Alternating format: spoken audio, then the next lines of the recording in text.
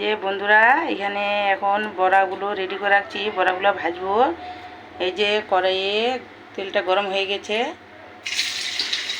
এখন আমাদের খাওয়া দাওয়া হবে দুপুরের, তার জন্য বড়াগুলো ভাজতেছি।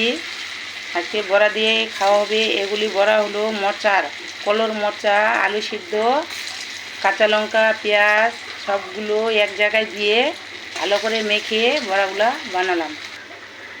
মোচার বড়াগুলো একদম খাইনি তো, তাই আজকে বানালাম।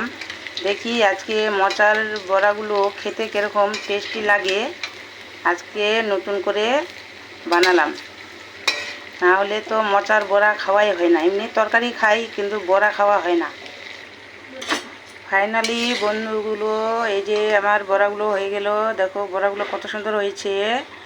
দেখে তো আমার আর ধৈর্য হচ্ছে না, যে এখনই মনে হয় গরম গরম খেয়ে নেব। দেখো বন্ধুরা,